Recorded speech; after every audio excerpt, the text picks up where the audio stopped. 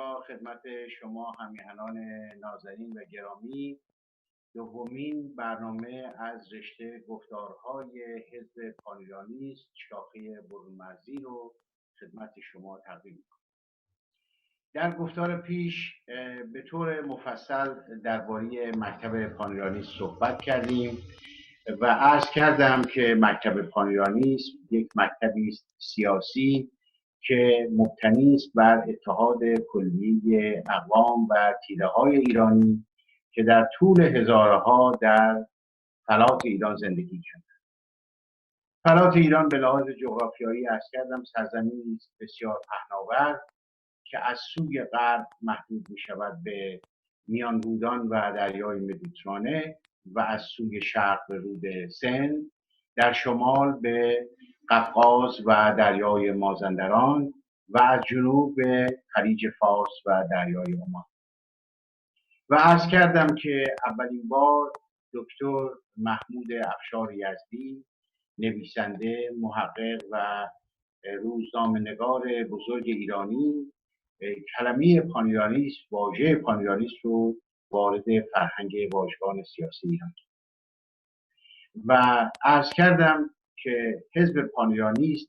برگرفته از یک چنین مکتب والایی است، مکتبی که نه به صورت مکاتب دیگری مانند پان عربیست یا پان اسلامیست یا پان ترکیست زاییده و پرداخت شده یک سازمان یا یک فرد یا گروه خاصی باشد، بلکه مکتبی است ابجکتیو که در طول قرنها و هزارها توسط مردمانی که در کنار یکدیگر در سرزمین واحدی زیستند و برای حفظ و نگهداشت آن سرزمین خون داده‌اند و دارای تاریخ و فرهنگ مشترک و بالاتر از همه حافظه تاریخی مشترک هستند ایجاد شده. بنابراین مکتبی است که به صورت طبیعی به وجود آمده و اگر افرادی که نهضت رو برای اولین بار تعریف کرده اند در واقع مکتب و نهضت پانیرانیست رو اختراع نکرده اند، بلکه پیشگامان نهضت پانیرانیست به تعریف علمی و ایدئولوژیک آن پرداختند. همونطور که عرض کردم حزب پانیرانیست که بحث مورد امروز ما هست بر اساس این مکتب بنیان گرفته است و امروز به پیدایش آن می‌پردازیم. در واقع در سال 1320 هسته اولیه یا اون شکوفه اولیه حزب و نهضت ریخته شد.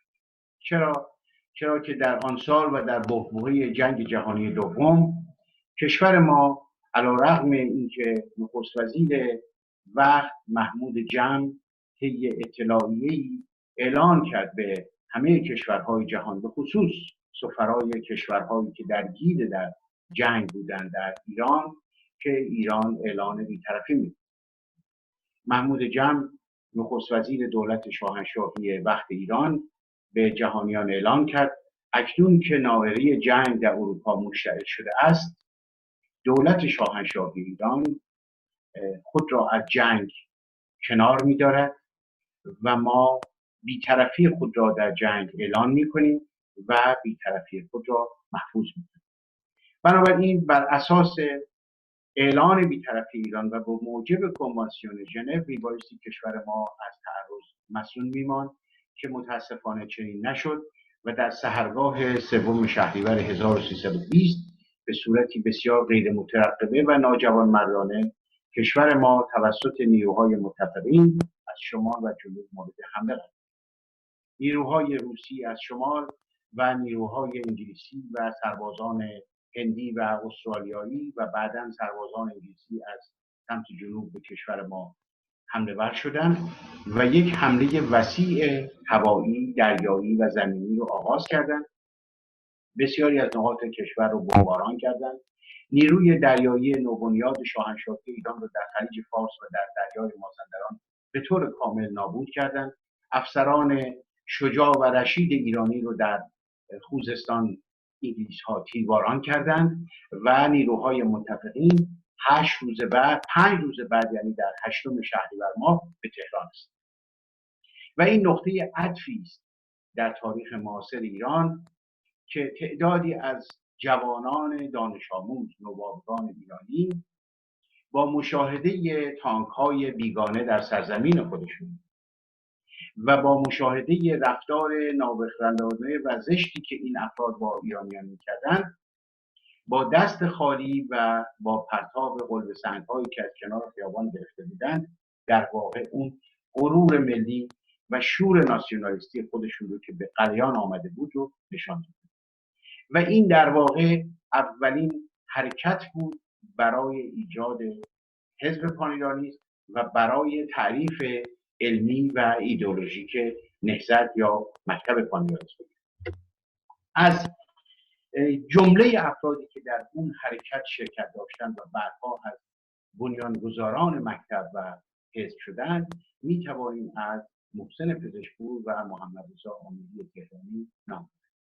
این دو نفر بعداً با کمک عده دیگری مثل علی نقی عالیخانی و داریوش کمانون دست زدن به تشکیل یک تأسیسات دیگری، یک تشکل دیگری، و بعداً اون تشکل رو هم تبدیل کردن به یک سازمان به نام انجمن که انجمن در واقع یک تشکیلات زیرزمینی. چرا زیرزمینی؟ برای اینکه این جوانان مشاهده کرده بودند که بسیاری از ایرانی‌ها در حالی که کشور در اشغال است و در حالی که نیروهای بیگانه در ایران فرمان میرانند، اینها از قشرهای مختلف، از بازاری گرفته تا معلم، از نظامی تا شخصی، به نوعی با بیگانه همکاری و اینها بر آن شدند که با یک روش رادیکال در برابر این خائنین به ملک و ملت بایستند و به این ترتیب سازمان زیرزمینی رو تشکیل دادند که در واقع نامی نیافت و همواره انجمن شد. یکی از اتفاقاتی که در انجمن رخ داد این بود که یکی از اعضا و اندامان انجمن به نام علیرضا رئیس در حالی که مشغول ساختن یک نارنجک دستساز بود متاسفانه جان باخت و اینجا بود که محسن پزشکپور دیگر طاقت نمی آورد و مطلبی می نویسد که به فرمان رئیس معروف شد و فرمان رئیس در واقع تعریف ایدئولوژیک مکتب پانیرانیسم ایران بود که بعدها حزب از اون نشد. به هر روی پس از اینکه حزب تشکیل می شود و مکتب در واقع تشکیل می شود، عده دیگری ملحق می شود مثل داریوش فروهر و بعد تشکیل حزب نبرد ایران رو می دهند که حزب نبرد ایران بعد از اینکه بعضی از اندامان مکتب به او ملحق می شوند حزب ملت ایران نام می گیرد و دبیر کلی حزب با داریوش فروهر می شود و تعدادی از کسانی مانند روانشاد محسن پزشکپور و عاملی تهرانی، اینها هم در ستاد فرماندهی یا در واقع در بخش مدیریت حزب قرار. اما دیری نمی پاید که بسیاری از اندامان از شیوه عمل داریوش فروهر ناراضی می شوند و به این ترتیب از حزب جدا می شوند و به این ترتیب حزب پانیرانیسم برگرفته از مکتب پانیرانیسم اعلان موجودیت می کند و سرور پزشکپور می شوند در واقع دبیر اجرایی و اندامان دیگری که در طی این سالها با ایشان همراهی کردند در واقع در گروه اجرایی و مدیریت قرار گرفت. از آن زمان که حزب ملت ایران به جبهه ملی می‌پیوندد و حزب پانیرانیست استقلال خودش رو همچنان حفظ می‌کند، تا اکنون که صحبت می‌کنیم حزب توانست 10 کنگره در ایران تشکیل بدهد، ضمن اینکه فعالیت‌های برونمرزی خودش رو هم از آغاز تشکیل همواره ادامه داد و ادامه می‌دهد. نخستین کنگره حزب پانیرانیست در 15 شهریور 1340 برگزار شد و دومین کنگره در بهمن 1340 و کنگره سوم در مهر ماه 1340. در کنگره سوم اعضای کمیته عالی رهبری عبارت بودند از محسن پزشکپور، محمدرضا عاملی تهرانی، عبدالله سرورپور، هوشنگ طالع، فضلالله سعد، عباس روانبخش، حسن کامبخش و در نشست آبان ماه 1341 دکتر محمد-رضا عاملی تهرانی رو به عنوان دبیر مسئول حزب انتخاب کرد. کنگره چهارم در تیر ماه 1343 برگزار شد و پیشنهاد غیر منتظره‌ای از سوی دکتر عاملی تهرانی، دکتر صدر و دکتر طالع و دکتر روحبخش و سرور محمد-علی زرشکی مطرح کردید که به موجب این در واقع پیشنهاد که خیلی غیر مترقبه بود و با اکثریت مورد تصویب قرار گرفت، همه اختیارات کمیته عالی رهبری و همچنین اختیارات دبیر مسئول به سرور محسن پزشکپور واگذار کرد و شورای عالی رهبری در واقع منحل شد. به این ترتیب از آن زمان تا کنگره هفتم که در بهمن 1376 تشکیل شد،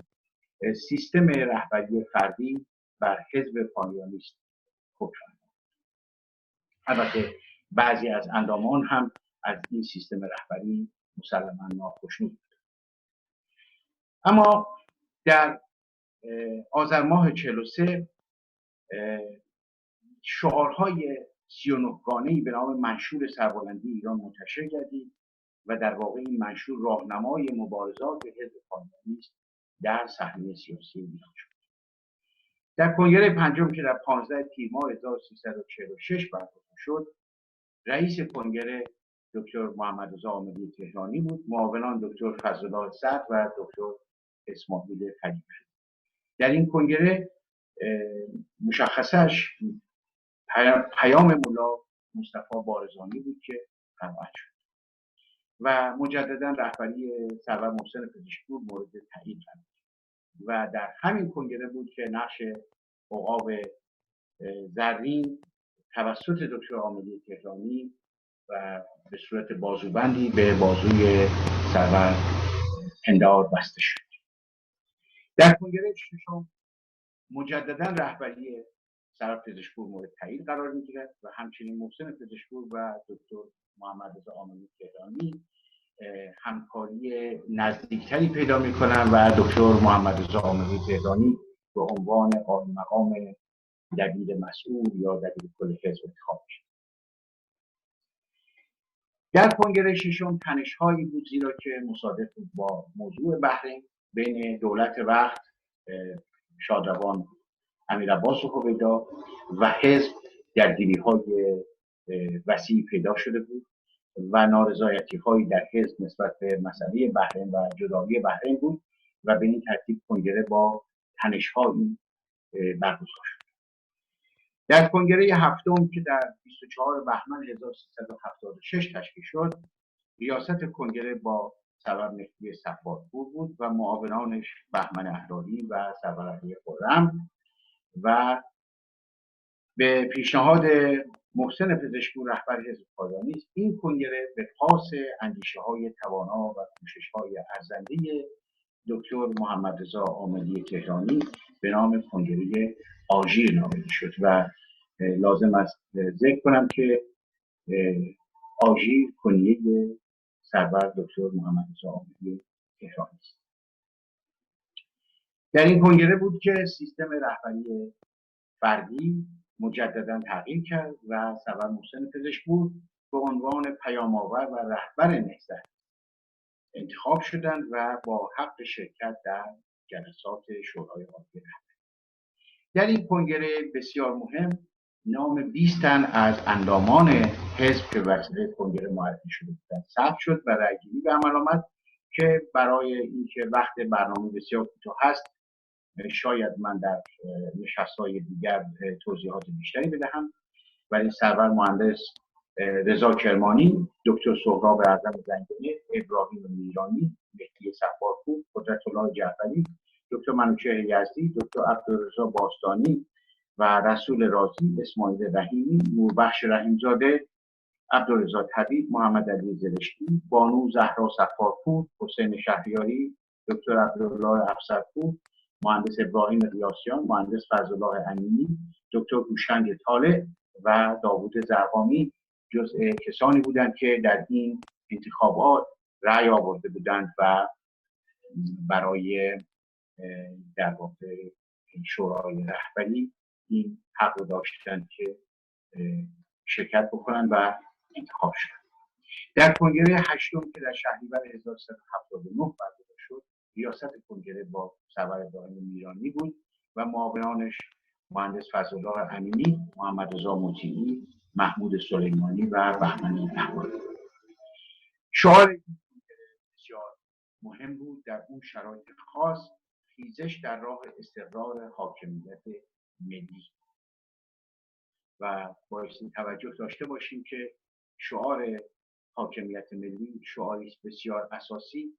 و از دیدگاه ملی و ناسیونالیستی دارای ارزش بسیار خاصی است که حتما جوانان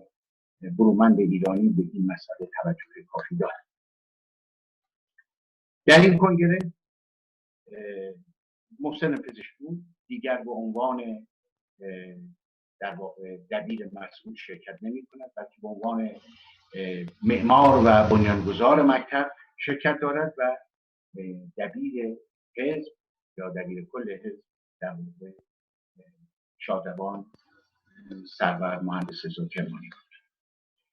و این کنگره به پاس خدمات میهن پرستانه مهدی صفارپور و همچنین بزرگداشت جانباختگان راه میهن به کنگره مهدی صفارپور و یاران جاوید مشهور شد. کنگره هشتم مورد هجوم نیروهای امنیتی و لباس شخصی‌های رژیم جمهوری اسلامی قرار گرفت و با مشقت توانست به کار خودش پایان بیارد. در کنگره نهم سرور ابراهیم میرانی ریاست کنگره رو داشتند و معاونان ایشان سرور قدرت‌الله جعفری و سرور فضلالله امینی بودند و این کنگره هم متاسفانه مواجه شد با برخورد بسیار شدید و زشت لباس شخصی‌ها و مامورین امنیتی و در کنگره دهم متاسفانه بایستی عرض بکنم که یارای برگزاری کنگره وجود نداشت و مهمتر از همه این بود که حتی کسانی که میخواستند برای شرکت به محل برگزاری نزدیک شوند مواجه بودند با نیروهای بسیار شدید امنیتی و حتی از نزدیک شدن اندامان حزب و علاقمندانی که میخواستند در جلسات شرکت کنند جلوگیری شد. شعار این کنگره اگر خیلی مختصر خدمت شما عرض بکنم که شعارهای بسیار جالبی است. پیش به سوی برپایی دولت اتحاد اقوام جامعه بزرگی. شعاری بسیار شیرین و امیدوار هستیم که روزی مجددا جامعه امن بپوشد. به پا خیزید، درفش را برافراز. هنگام پیروزی روشنایی بر ظلمت و تاریکی نزدیک است. از آن هنگام تا کنون نیز اجازه برگزاری کنگره به حزب ایرانیست داده نشده است و متاسفانه کنگره دهم که با شکست مواجه شده با عدم اجرای تا کنون نتوانسته حزب ایرانیست در داخل کشور کنگره دیگری برگزار. اما آنچه که مسلم است و در این پایان گفتار بایستی خدمت شما همیهنان عزیزم عرض کنم این است که اگرچه کنگره‌ای حزب نتوانسته برگزار بکند و اگرچه فعالیت‌های حزب با مشکلات بسیار مواجه بودند، اگرچه بسیاری از اندامان ما به زندان‌های سخت گرفتار شدند و اگرچه سختی‌ها و رنج‌های بسیاری رو تحمل کردند، اما مکتب همچنان زنده و پاینده است و جای خودش رو در جامعه ایرانی دارد و کوشندگان مکتب بدون اینکه حتی عضو رسمی حزب ایرانیست باشند در سراسر فلات ایران در ایران و افغانستان و تاجیکستان و سایر نقاط این سرزمین پهناور مشغول به انجام وظیفه هستند و در راه احقاق حقوق مردمان این سرزمین و در راه ایجاد اتحاد همه اقوام ایرانی و ایرانی تباران دارند کوشش میکنند و امیدوار هستیم که این کوشش ها بر پایه اون بتواند در برابر همه ناملایماتی که امروز وجود دارد و همه کوشش هایی که برای شکستن این اتحاد می شود پیروز شود و مجددا همه اقوام ایرانی در سرزمین پهناور خود در کنار یکدیگر و در شادی و موفقیت زیست کنند و افتخارات گذشته رو مجددا کسب کنند. با شما همیهنان عزیز بدرود میگویم تا برنامه دیگر. پاینده ایران و جاوید باد ملت بزرگی.